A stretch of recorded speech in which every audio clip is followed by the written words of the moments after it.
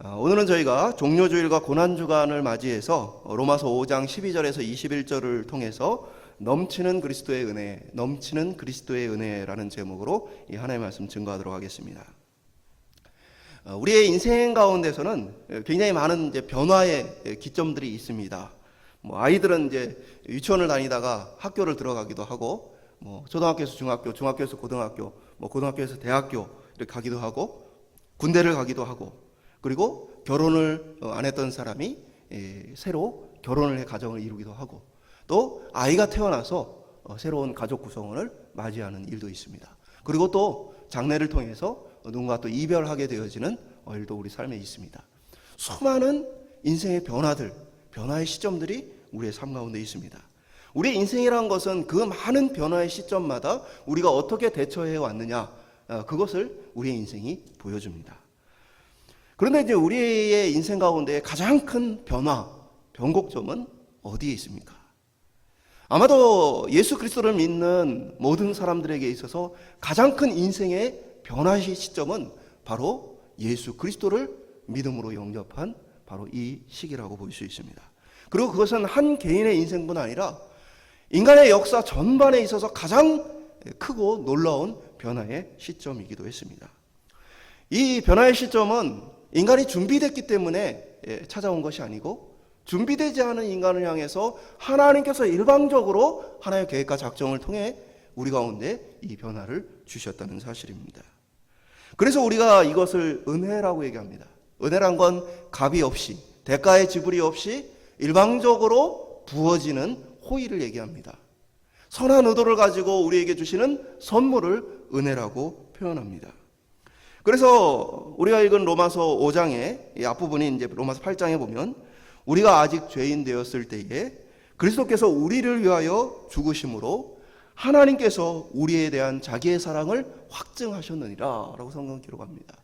그러니까 우리가 예수 그리스도의 은혜를 입고 예수 그리스도께서 십자가에 돌아가시는 그 모든 일들이 우리가 아직 죄인 되었을 때, 우리가 여전히 죄인 되었을 때, 우리가 준비되어지지 않고 우리가 어떤 자격을 갖지 않은 상태에서 이 모든 것이 우리에게 주어졌다. 그래서 성경은 은혜를 강조합니다.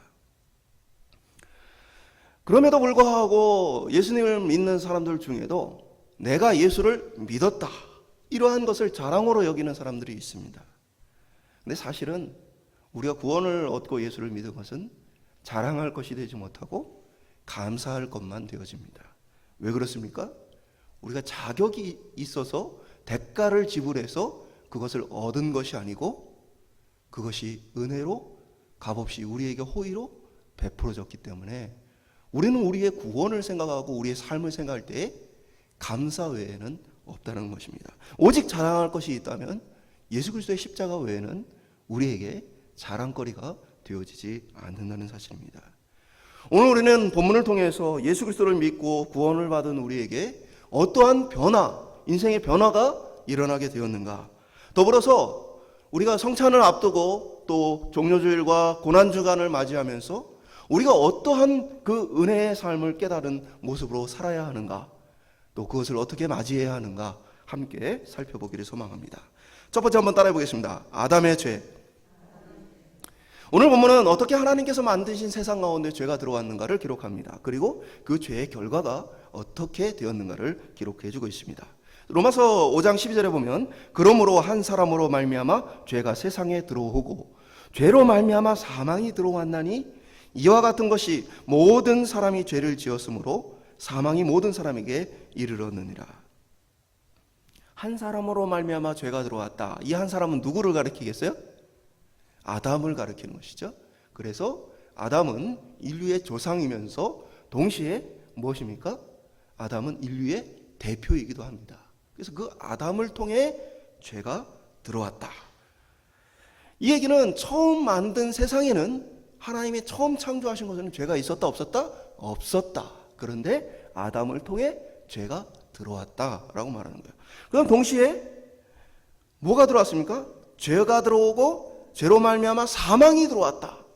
그러니까 이 사망이라는 것은 인간의 육체적인 죽음을 얘기하는 것뿐 아니라 하나님과의 관계가 끊어지는 영적인 영원한 죽음도 포함하는 개념입니다. 그러니까 처음에 인간은 뭡니까? 생명나무의 열매를 먹으면서 영원토록 살 수 있었고 하나님과 영원히 사귀는 이 사귐의 돌봄 속에 살 수 있다. 그게 인간의 모습이었다. 그런데 죄가 들어와서 그 모든 것이 끊어지는 사망이 들어왔다라고 성경은 말해주고 있습니다. 근데 주목할 부분은 아담의 이 죄가 우리하고 무슨 상관이 있느냐 하는 것이죠. 아담이 범죄한 것이 오늘 나하고 무슨 관계가 있느냐? 내가 짓지 않은 죄까지 내가 책임을 져야 하는 것이냐? 많은 이렇게 이야기들이 있습니다. 우리는 이제 아담이 지은 이 죄를 원죄라고 표현합니다. 원죄라는 건 이제 오리지널 죄라는 거죠. 근본이 되어지는 죄다라고 표현합니다.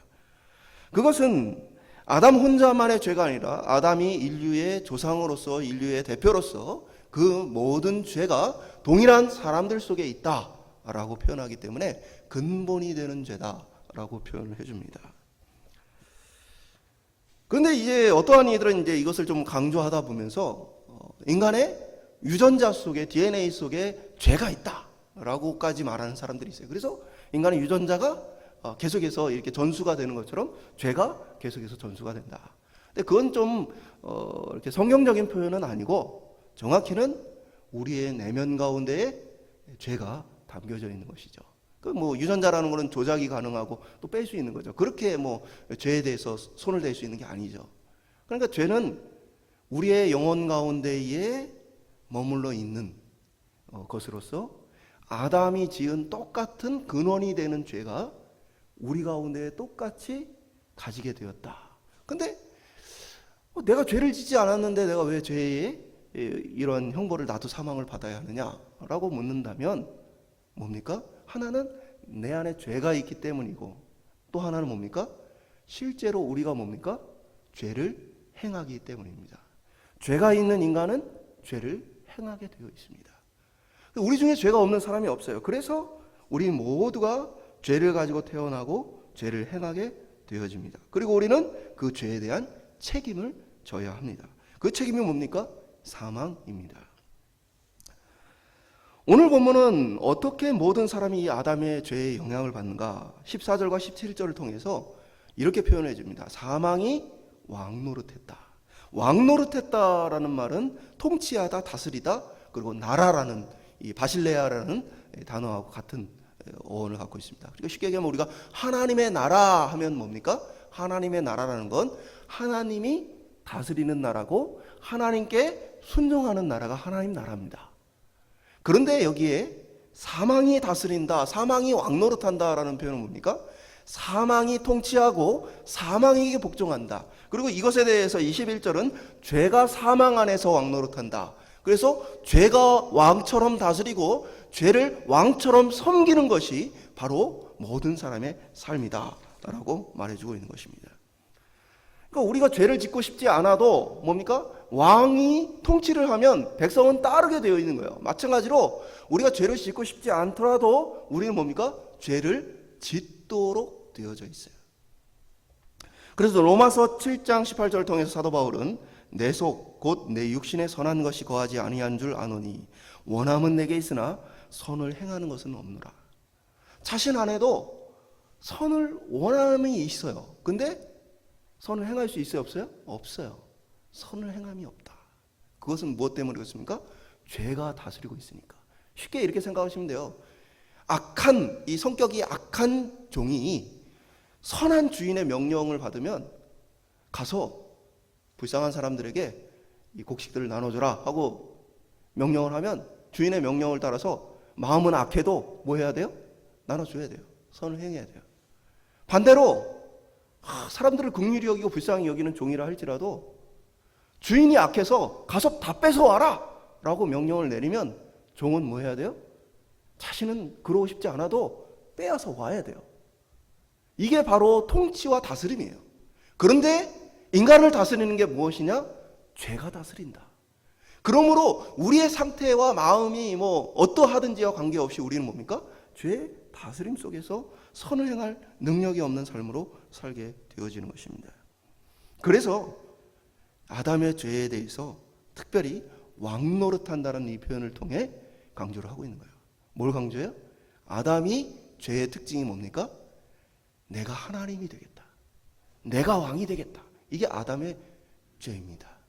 그러니까 선하게 알게 하는 나무를 궁금해서 따먹었다가 아니라 아담의 죄의 근본은 뭡니까? 하나님처럼 되고 싶고 내가 왕이 되고 싶고 내가 다스리고 싶은 거예요. 하나님을 왕으로 인정하지 않은 반역이 바로 아담의 죄입니다.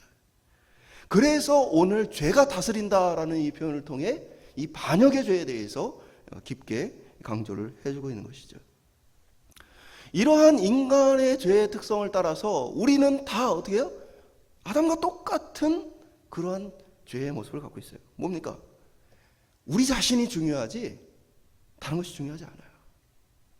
우리는 다 죄인이기 때문에 죄의 문화 속에서 내가 중요하고 내 건강이 중요하고 내 자존심이 중요하고 내 안위가 중요한 그러한 삶을 우리는 당연한 것처럼 생각하죠.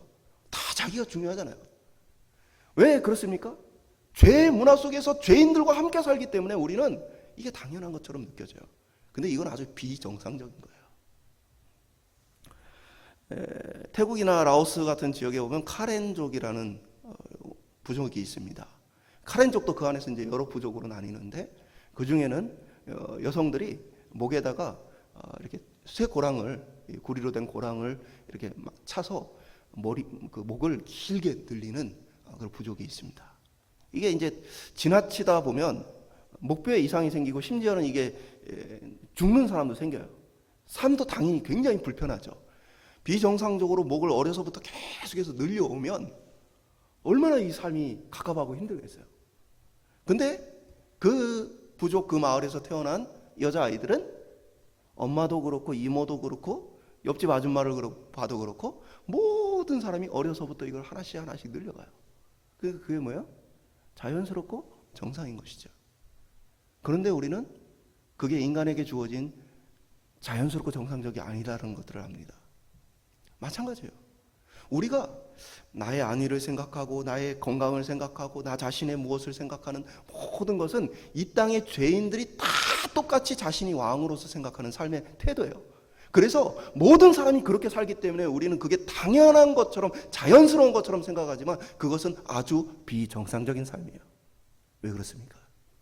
하나님은 우리를 창조하실 때 하나님과 우리가 사귀도록 목적을 가지고 만들었어요. 하나님은 우리 생각을 하고 우리는 하나님 생각을 하는 게 자연스러운 거예요. 이게 원래 창조의 본래적인 모습이에요. 그런데 모든 사람이 하나님을 잊어버리고 자신이 왕되려는 죄로 가득 차니까 이제 나를 생각하고 나만을 생각하는 것이 아주 자연스럽게 뿌리 내렸다는 사실입니다. 인간의 내면에는 하나님에 대한 지식이 남아있기 때문에 신을 찾기도 하고 심판에 대한 두려움을 가지기도 합니다. 그러나 그럼에도 불구하고 인간은 여전히 자신이 죄가 다스리는 삶으로서 내가 왕되는 삶으로서 그 태도를 잘 버리지 못한다는 것입니다. 성경이 말하는 죄는 세상이 말하는 죄하고는 근본적으로 다릅니다. 세상이 말하는 죄는 도덕적인 차원이죠. 그러나 성경이 말하는 죄는 관계적인 차원입니다. 성경이 말하는 죄라는 것은 하나님과 관계에서의 죄예요. 곧 하나님이 내 마음의 중심에 계시지 않고 나를 다스리지 않고 내가 하나님께 순종하지 않는 것이 뭡니까? 죄입니다. 그게 아주 근본적인 죄예요. 오늘 저희가 예수 그리스도를 믿고 변화되었지만 우리 안에도 여전히 죄가 있어요. 내 삶의 중심에 여전히 내 욕심이 있고 내 이익이 있고 내 자존심이 있고 내 삶의 안위가 있어요. 그리고 내 삶에 하나님이 내 마음의 중심에 없어요. 그러면 우리는 죄 가운데 거하고 있는 거예요. 오늘 저와 여러분 속에 내가 중요합니까? 하나님이 중요합니까? 오늘 저희들 속에 아담의 죄를 떠나 하나님이 처음 만드신 대로 회복되는 귀한 은혜가 있기를 주님의 이름으로 축원드립니다. 두 번째 한번 따라하겠습니다. 율법의 정죄. 오늘 본문은 이제 율법이 주어진 사람과 율법을 알지 못하는 사람에 대한 이야기를 해주고 있어요. 이것은 아마 이제 믿지 않는 분들도 그렇고 많은 분들이 궁금해하는 부분 중에 하나예요. 하나님을 알지 못하는, 성경이 말하는 그 하나님을 알지 못하는 사람은 어떻게 되느냐? 예수 그리스도의 복음을 듣지 못한 사람들은 어떻게 되느냐? 그들이 선을 많이 행했다면 구원받을 수 있는 것이 아니냐, 여러 가지 이야기를 합니다. 그러면서 예수님을 모르고 하나님을 몰라서 구원을 못 받은 것은 어떻게 보면 억울한 것이 아니냐, 뭐 그런 이야기도 합니다. 하나님을 알지 못하고 예수님을 알지 못하는 이들, 그 구원의 복음을 듣지 못한 이들은 용서받고 구원을 얻을 수 있는가? 오늘 본문은 이것에 대한 명확한 답을 줍니다. 14절을 보면, 그러나 아담으로부터 모세까지 아담의 범죄와 같은 죄를 짓지 아니한 자들까지도 사망이 왕노릇하였나니. 그러니까 아담에서 모세까지라는 표현은 뭐냐면, 모세 시대에 뭐가 주어집니까? 율법이 주어져요. 그러니까 아담에서 모세까지라는 이 표현은 율법을 아직 받지 못한 사람들을 이야기합니다. 근데 이 사람들도 뭐예요? 어디에 거예요? 사망이 다스려요. 그러니까 이 사람들도 사실 그냥 죄인으로서 구원의 길이 없다는 것을 보여줘요. 그리고 아담과 같은 죄를 짓지 아니했다. 이게 어떤 의미냐면, 아담의 경우에는 뭡니까? 명확하게 선악을 알게 하는 나무의 열매를 먹지 말라라는 명령을 분명하게 들었어요. 그런데 율법을 받지 못하고 하나님의 직접적인 명령을 듣지 못한 사람들, 이 사람들이 짓는 죄는 직접적인 명령을 들은 아담이 지은 죄하고는 구별을 하고 있는 것입니다. 그러나 결과는 어때요? 똑같아요. 사망이 왕노릇하고 있어요. 그러니까 한마디로 얘기해서 하나님의 명령을 듣지 못한 사람이라 할지라도 구원을 받을 수 있어요? 없어요? 없어요. 왜냐? 모든 인간에게는 뭡니까? 원죄를 통해서 죄가 있고 죄가 왕노릇하고 있기 때문에 어느 누구도 구원을 얻을 수가 없어요. 이것은 꼭 모세와 또 율법이 주어진 그 시대만을 얘기하는, 그 시대 구분을 얘기하는 것만이 아니라 정확히는 하나님의 직접적인 말씀이나 율법을 통해서 또 성경을 통해서 정확하게 하나님의 뜻을 전달받지 못한 모든 사람을 다 포함합니다. 그럼 이 사람들은 무엇을 근거로 심판을 받게 되어지느냐? 로마서 2장 15절은 이런 이들은, 여기서 이런 이들도 율법을 받지 못한 사람들, 하나님의 복음을 듣지 못한 사람들을 얘기합니다. 그 양심이 증거가 되어 그 생각들이 서로 혹은 고발하며 혹은 변명하며 그 마음에 새긴 율법의 행위를 나타내느니라. 그러니까 마음에 새긴 율법이란 건 뭐냐면, 직접적으로 복음이 전해진 것은 아니지만 그 마음에 뭐예요? 하나님의 뜻을 따라 하나님의 형상이 부패했지만 남아있어요. 그게 뭐냐? 양심이에요. 그래서 그 양심을 따라서 하나님 뭐 하신다? 심판하신다. 그래서 하나님을 난 듣지 못했어요, 예수님 듣지 못했어요 해서 핑계할 수가 없다라는 부분을 분명히 하고 있습니다. 근데 이 원칙은 우리 그리스도인들에게도 해당이 되어져요.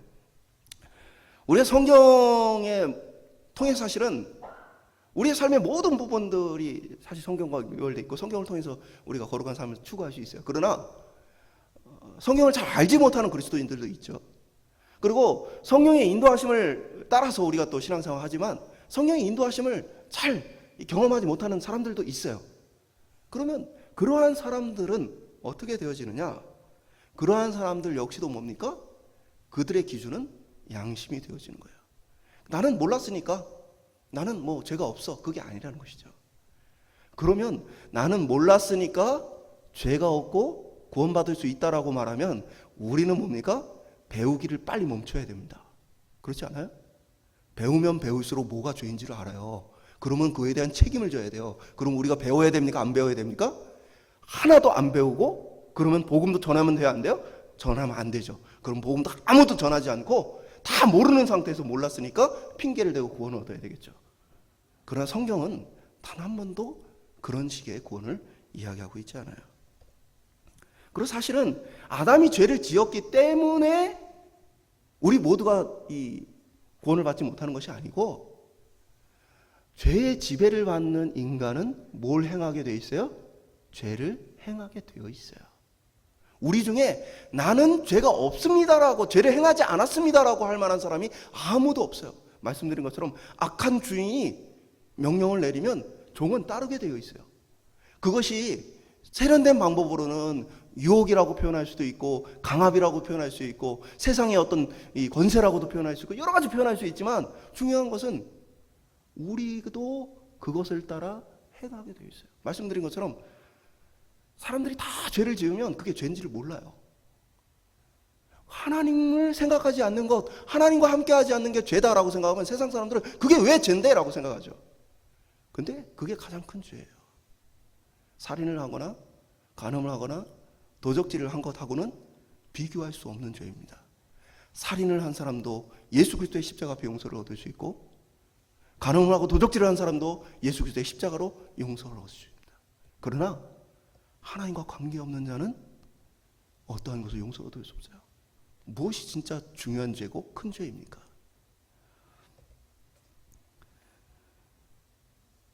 또한 우리는 율법이 주어졌다고 해서 구원을 얻는 게 아니라는 사실도 알아야 돼요. 성경이 주어지고 복음이 전해졌다고 해서 구원을 얻는 게 아니라는 것도 알아야 됩니다. 그러니까 20절은 말하죠. 율법이 들어온 것은 죄를 더하게 하려 함이라. 범죄를 더하게 하려 함이라. 그러니까 율법이 들어와서 구원을 이루는 게 아니고, 율법이 들어와서는 뭘 해요? 이것이 왜 죄인지를 우리에게 알려주는 기능을 하고 있어요.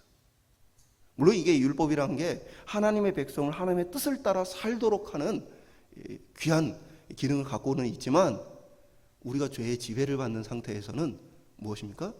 결국 율법이란 건 이게 그냥 우리의 죄를 짓고 있구나, 내가 죄를 지었구나 라는 것을 더한다, 깨닫게 되어져 알게 되어지는 것밖에는 없다라는 것입니다. 그러니까 율법 자체가 구원의 능력이 없어요. 이걸 조금 더 깊게 얘기를 하면 이거예요. 복음 자체가 구원할 능력이 있느냐? 복음 자체도 구원할 능력이 없어요. 왜 그렇습니까? 제가 심각한 얘기를 좀 하고 있는데, 하나님의 직접적인 명령을 들은 이들도 뭡니까? 불순종을 해요. 율법을 받은 구약의 백성들도 불순종을 합니다. 복음을 들은 사람도 불순종을 합니다. 이 얘기는 뭡니까? 율법을 받고 하나님의 음성을 듣고 복음을 들었다고 해서 그것이 구원의 길이냐? 아니라는 거예요. 누군가에게는 구원되지만 누군가에게는 그것이 구원과 아무 상관이 없어요. 왜 그렇습니까? 우리의 구원은 아는 것에 달려있지 않고 능력에 달려있기 때문에 그래요. 쉽게 얘기할까요? 아이들이 공부를 해요. 공부를 열심히 해서 좋은 학교를 가면 왜요? 나중에 더 좋은 선택들을 많이 할 수 있겠다. 다 알아요. 그 모르는 애들은 없어요. 근데 애들이 공부를 합니까? 안 해요. 몰라서 안 하는 게 아니고요, 할 능력이 없는 거예요. 내 시간을 자제할 능력이 없고 내게 중요한 것들을 위해 희생할 능력이 없는 거예요. 그래서 그 능력이 없으니까 행하지 못하는 거예요. 무슨 말씀을 드리느냐? 복음이 있고 뭐 어떤 것이 주어져도 그것 자체가 우리를 구원하는 게 아니고 뭡니까? 우리를 다스리고 있는 죄와 사망에서 우리를 벗어나게 하는 능력만이 우리를 구원하는 사실이야. 근데 인간에겐 그럴 능력이 있어요? 없어요? 없어요. 오직 예수 그리스도의 십자가와 예수 그리스도의 그 능력으로 우리는 구원을 얻었어요. 우리는 자랑할 것이 없어요. 우리는 그것을 드러낼 것이 없어요. 우리는 오직 철저한 무능력을 깨달을 뿐이에요. 하나님의 말씀을 알면 알수록, 하나님의 구원의 놀라운 섭리를 깨달으면 깨달을수록 우리 속에는 뭐가 더해져요? 죄가 더해져요. 죄구나. 그러면서 철저하게 무능력한, 구원할 수 없는, 구원받을 수 없는 우리 자신을 발견하게 되어져요. 우리의 신앙은 전적인 무능력에서 시작하는 것입니다. 그런데 많은 사람이 내가 예수를 믿었어, 내가 이렇게 선택하고 이렇게 결정하고 내가 이렇게 행했어 라고 말하는 순간 뭡니까? 구원을 못 받았다는 사실을 스스로 말하는 것과 같아요. 뭐야? 구원의 참된 경험이 없는 거예요. 내 안에 참된 죄를 깨닫게 하시는 성령의 역사가 없는 거예요. 그러니까 내가 한 것처럼 그들은 그 신앙을 그렇게 주장하는 것이죠. 그러나 전적으로 무능한 우리 자신을 발견하면 우리의 신앙의 모습은 어떻게 바뀝니까? 오직 예수 그리스도의 은혜와 그 십자가만을 바라보고 자랑하게 되어 있어요. 오늘 저와 여러분 속에서 구원에 대해 철저하게 무능력한 우리 자신을 깨닫고 예수 그리스도의 그 십자가와 은혜를 깊이 있게 붙들 수 있기를 주님의 이름으로 축원합니다. 마지막으로 따라하겠습니다. 넘치는 그리스도의 은혜. 그렇다면 우리는 무능력하고 우리는 사망의 죄의 권세를 벗어날 힘이 없어요.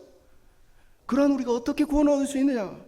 바로 예수 그리스도의 은혜의 선포입니다. 아담 한 사람으로 죄가 들어왔다. 마찬가지로 같은 원리로 예수 그리스도 한 사람의 의로 구원이 우리에게 임한다. 의가 들어왔다. 이걸 전가라고 얘기를 해요. 전가. 신학적인 용어로 전가라고 얘기하는데, 전가라는 거 가볍게 얘기하면 값을 전달해 줬다라는 의미예요. 무슨 값을 전달했어요? 예수 그리스도의 십자가는 우리의 죄를 예수 그리스도에게로 전달한 거예요. 그리고 예수 그리스도의 십자가는 예수 그리스도의 의를 우리에게 뭐예요? 전달해 준 거예요. 그래서 예수 그리스도의 의와 우리의 죄가 뭐예요? 맞교환을 한 거예요. 그래서 사실 우리는 뭐예요? 죄인인데 예수 그리스도의 십자가 사건을 통해서 우리는 뭘 얻은 거예요? 그의 의를 얻게 되어진 거예요. 그래서 오늘 본문은 뭐라고 얘기합니까? 먼저 16절을 통해서 의롭다 하심에 이른다. 의롭다 하심에 이른다 라는 이 표현은 두 가지 의미 갖고 있죠. 의롭다 하심이라는 표현을 통해서 뭡니까? 의로워진 게 아니라 의롭다고 불려진다. 재판정에서 당신은 이제 죄인이 아닙니다 라고 무죄라고 선언을 받는 것. 당신은 이제 의인입니다 라고 인정을 받는 것. 그래서 그렇게 불려진다. 이것을 신학적 용어로 칭의라고 얘기합니다. 의롭다고 칭해진다, 불려진다. 그러니까 우리 자신은 아직 완전히 의로운 존재가 아니에요. 그러나 예수 그리스도의 십자가를 통해서 그의 의를 우리가 받았기 때문에 이 분명하고 확실한 의 때문에 우리는 뭡니까? 이제 이미 재판이 끝난 사람들이에요. 그리고 의롭다 하면 이른다라는 이 표현을 통해서 본다면 이 의는 계속해서 이루어가야 할 의라는 사실을 보여줍니다. 21절은 이는 죄가 사망 안에서 왕노릇한 것 같이 은혜도 또한 의로 말미암아 왕노릇하여 우리 주 예수 그리스도로 말미암아 영생에 이르게 하려 함이라. 그러니까 의가 이제는 왕노릇하게 되어져요. 예수 그리스도의 의가 우리한테 왔어요. 그래서 그 의가 이제는 왕이 됐어요. 왕노릇을 해요. 그러면 우리는 악한 사람이에요. 아직 죄가 있는 사람들이죠. 근데 주인인 의가 우리에게 의를 행하도록 우리를 변화시키는 거예요. 물론 우리가 이 땅에 사는 동안은 죄와 의가 함께 있습니다. 완전히 의로운 존재로 우리가 바뀐 게 아니에요. 그런데 예수 그리스도의 은혜로 말미암아 우리 속에 그리스도의 의가 들어왔고 그 의가 우리를 거룩하고 의롭게 살도록 바꿔간다. 여기에 의도 어떤 것입니까? 세상 사람들이 말하는 선한 일, 착한 일을 얘기하는 게 아니에요. 이 의는 뭡니까? 하나님의 창조 목적을 따라 다시 회복된 것을 얘기해요. 그러니까 이제는 하나님이 왕이 아니고 내 자신이 왕이었던 인생에서 하나님을 다시 주인과 왕으로 인정하고 그의 자녀로 순종하게 되어지는 그 관계의 회복이 뭡니까? 바로 의예요. 근데 오늘 본문은 특별히 뭘 강조해요? 은혜가 넘쳤다. 은혜가 더욱 넘쳤다 라는 부분을 강조합니다. 왜 그렇습니까? 오늘 우리의 상태는 죄와 의가 같이 있어요. 죄와 은혜가 같이 있어요. 근데 이것이 서로 경쟁하는데 뭐가 강력한 힘을 발휘해요? 죄보다 은혜가 월등한 힘을 갖는 거예요. 그래서 그것이 차고 넘치고 더욱 넘쳤다라고 오늘 본문이 강조하고 있는 것입니다. 무엇입니까? 우리 안에는 여전히 내가 왕되고 싶은 마음, 내 안위와 내 자신을 생각하는 그러한 마음들, 내 이기심인 마음들이 굉장히 많아요.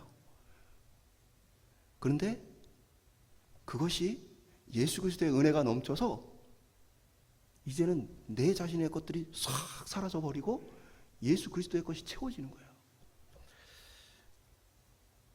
우리가 물을 가지고 얘기를 해볼까요? 물을 가지고 서로 수압을 가지고 물을 쭉 뿌려요.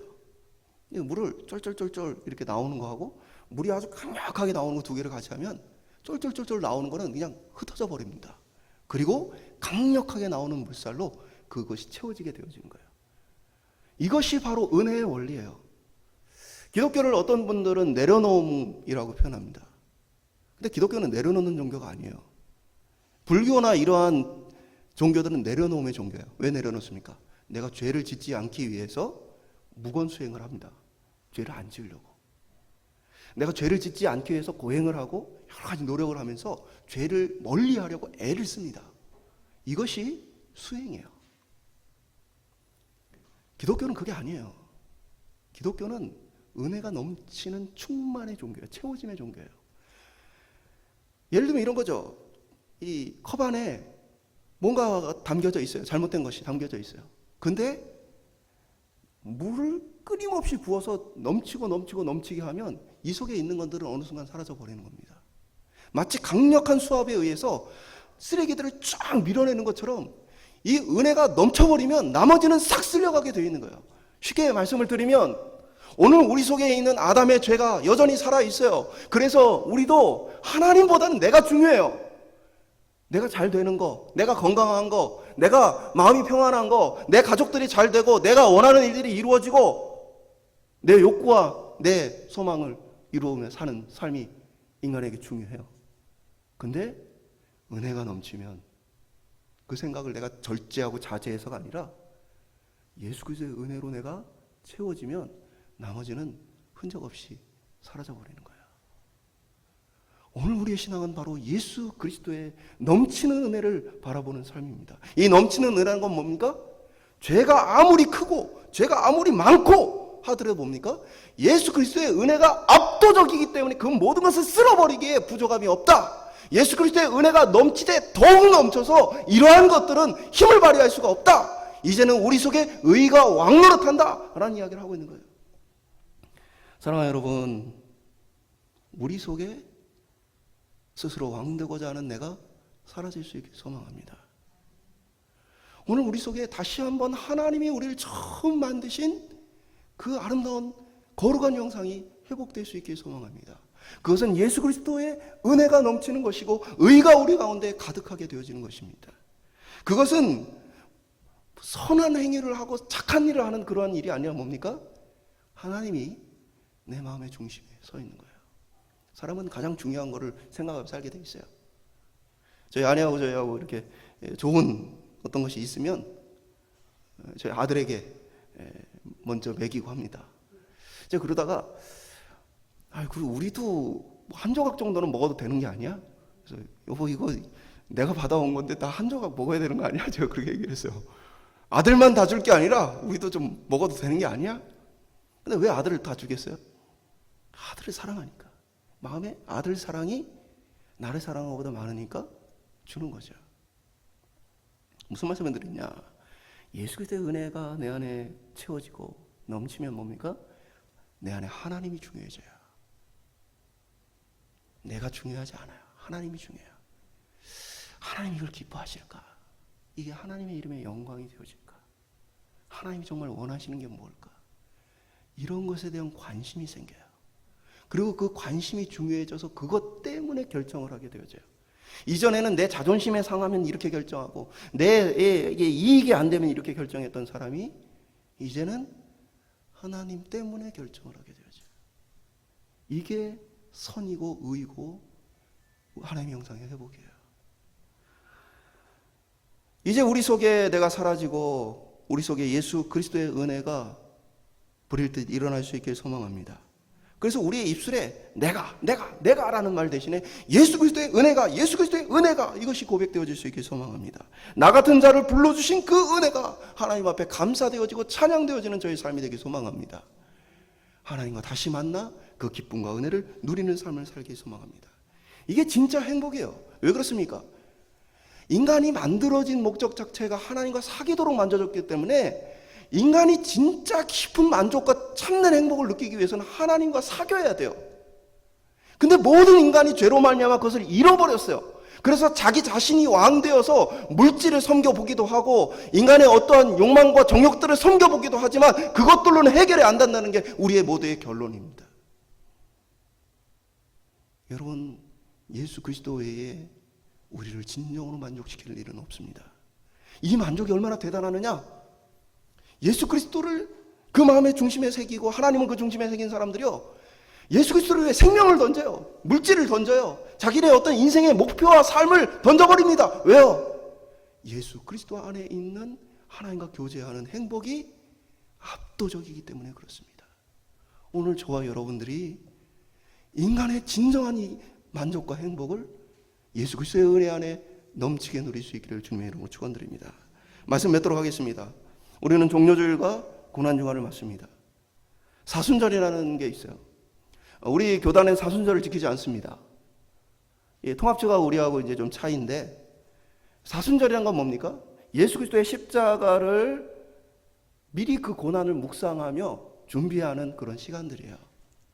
그래서 40일 동안 미리 예수 그리스도의 십자가를 계속해서 묵상하며 준비하는 시간들. 근데 왜 우리가 이걸 안 지키는지 아세요?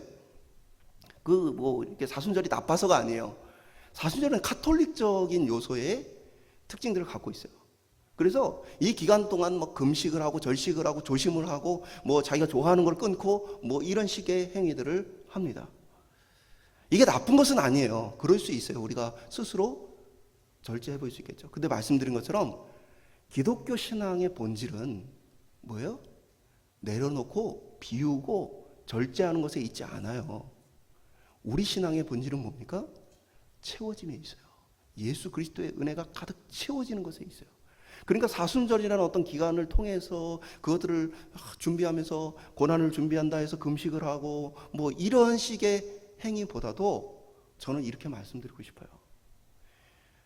예수 그리스도의 십자가의 고난을 묵상하는 이 고난 주간 동안 육신으로 고통받는 그 예수님의 고통만을 묵상하지 말고 내 마음의 중심의 왕자에 하나님이 계시고 예수 그리스도가 계시다라는 것들을 확인하며 살 수 있게 소망합니다. 중요한 건 뭘 안 하는 게 아니에요. 뭘 절제하는 게 아니에요. 예수 그리스도의 사랑으로 충만하면 되어지는 거예요. 그 은혜가 지배하면 그 은혜가 나를 을을 따라 살게 만드는 것입니다. 오늘 이 창조의 원리와 이 회복의 원리를 통해서 오늘 우리가 그 은혜를 누리기 소망합니다. 이 압도적인 은혜가 이 한 주간의 저희들의 삶을 하나님 중심으로 바꾸어서 하나님 생각을 많이 하고 하나님을 많이 묵상하고 하나님을 많이 돌아볼 수 있기를 소망합니다. 그러면서 하나님 앞에 부끄러움이 있거든 회개를 하고 하나님 앞에 기뻐할 것이 있으면 기뻐하기 소망합니다.